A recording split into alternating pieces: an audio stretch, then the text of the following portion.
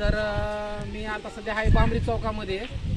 तर या ठिकाणी जर इकडं काम चालू होतं तर ह्या काही बाया घाबरल्यामुळे ह्यांनी काय म्हणत होते की हा इथं कोबरा नाग आहे. पण हा कोबरा नाग नसून एक धामण जातीचा एक साप आहे, जे JCBच्या पोकलिनखाली येऊन त्याचं जे मणका तुटलेला आहे. तर आपण ह्याला थोडंसं रिपेअर वगैरे करू, दवाखान्यामध्ये एखादी स्टेटमेंट दाखवू. त्यानंतर ही पाहू शकता की आपण ह्या ठिकाणी भरपूर गर्दी झालेली आहे. आणि भरपूर गर्दी झाल्यामुळं आपल्याला ही कळत नव्हतं की ह्या ठिकाणी एक पहिलं कोबरा नागाची कात भेटली होती. त्यानंतर आपण कोबरा नागाची कात असेल म्हणून ह्या ठिकाणी काम चालू असताना आपण त्यांना म्हणलं की करू द्या काम.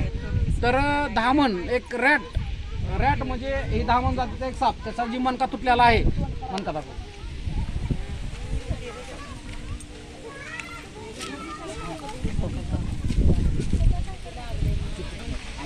सॉरी आमर, ते मी इथं आलेले आहेत आणि इथं भरपूर जणांची अशी गर्दी साचल्यामुळे आपल्याला या सापाला पकडणं खूप गरजेचं होतं.